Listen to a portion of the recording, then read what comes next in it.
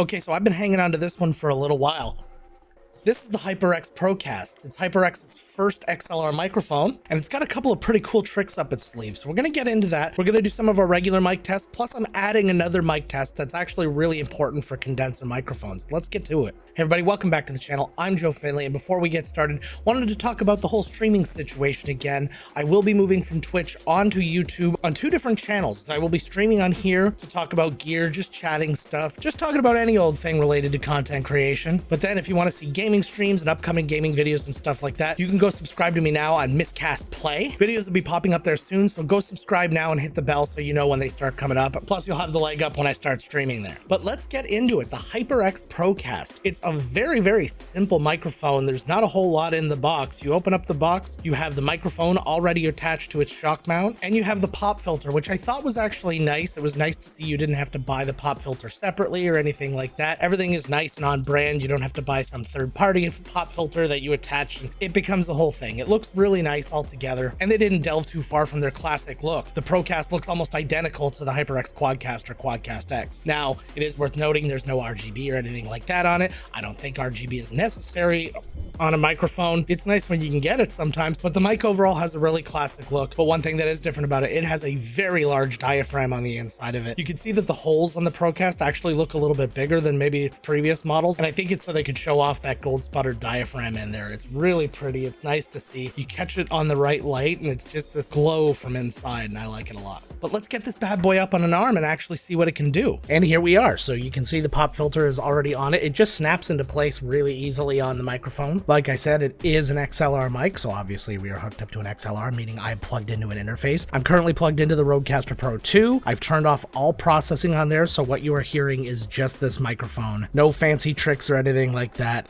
Raw audio right now. But if we do want to get into some fancy tricks, this guy does have a couple up its sleeve. Like I said, on the back here, we actually have two little switches. One that gives you a -10 decibel pad, and the other that gives you an 80 hertz high pass filter. So let's actually try those out right now. So first we're going to do the pad. So I cut my audio down just a little bit, and that's okay. So now you can hear what I sound like with that pad turned on, and we're going to turn it back off, and I'm going to put on the high pass filter. All of that actually native on the microphone without having to use processing or anything like that. I always find with condenser microphones in this space, I always have a lot of room noise. I have the computer going on here, the fridge is just over there, so there's a lot of things going on. The high pass filter is getting exactly that hum, and I really love it for that. And to be doing it with no software processing or anything like that, also a plus. So one thing that's really important to know when you're talking into a microphone like this, because the diaphragm is right here, you need to be talking right here.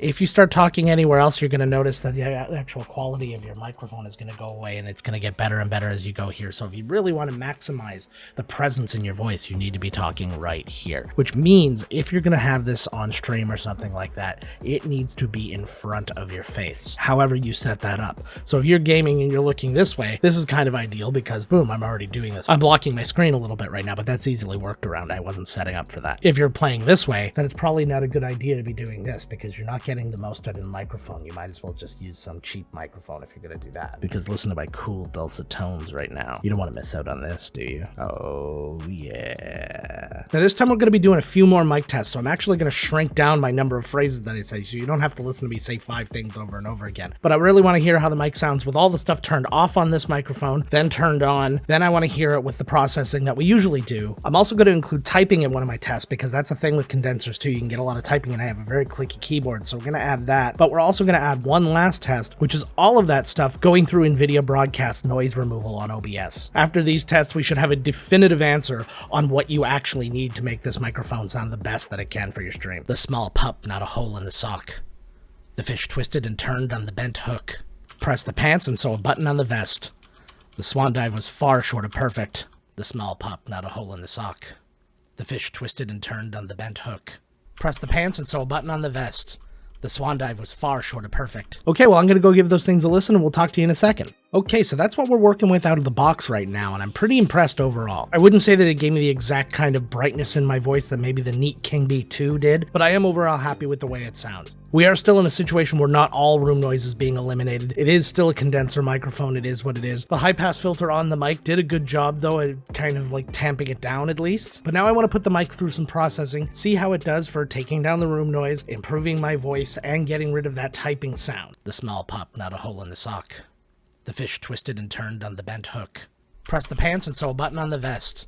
The swan dive was far short of perfect. The small pop, not a hole in the sock. The fish twisted and turned on the bent hook. Press the pants and sew a button on the vest. The swan dive was far short of perfect. The small pop, not a hole in the sock. The fish twisted and turned on the bent hook. Press the pants and sew a button on the vest. The swan dive was far short of perfect. The small pop, not a hole in the sock. The fish twisted and turned on the bent hook. Press the pants and sew a button on the vest. The swan dive was far short of perfect. Okay, so the OBS cleanup, not my favorite. That's usually a problem with anything with room noise. Whenever you have that noise gate turned on, the second you come in, it's just the floodgates of the room noise come back in. And then if you make little teeny noises, just even with the typing or something like that, that brought you above the noise gate, all of that noise came back in. But then it was disruptive because you type and you get that Not a huge fan of the OBS one. The DaVinci Resolve one was really nice and clean. I was happy with that. And the NVIDIA Broadcast, while it didn't get rid of all the noise per se, it brought it down a lot. And then it also brought down the typing quite a bit. If you have an RTX GPU in your computer, it's definitely worth checking out because it can do a whole lot of good. I actually noticed I was doing laundry while I was just doing some initial tests. And with NVIDIA Broadcast on, I didn't hear the washer going while it was recording. So if you are one of the ones who has an RTX GPU, if you're going through OBS with a mic like this, maybe ditch the noise gate, put on the NVIDIA Broadcast to bring down the noise, and then you can do things with the EQ. So the mic will be going on sale for $249.99 US, which sounds like a lot for an XLR mic, especially when you're talking about the Rode Pod mic being about $100, the Elgato Wave DX being around that same price, but it's cheaper than something like the Blue Sona that's out right now as well. So if you're a HyperX person and you're looking to make the jump into an XLR microphone anyways, I mean, I feel comfortable saying that this is actually my favorite HyperX microphone that I've ever used. And if you're looking to just get an XLR microphone and you're just kind of like testing the waters right now, always consider these things. What is the sound treatment situation in your room? Do you have a really noisy room? If yes, then I'd probably avoid condensers completely and go with a dynamic microphone. But if you have a room that's really well sound treated, then a condenser is going to do a lot more for your voice than a dynamic will. So take all of that stuff into account. Have a look at these two mic reviews that I did in the past. And until next time, gang, let's get to work.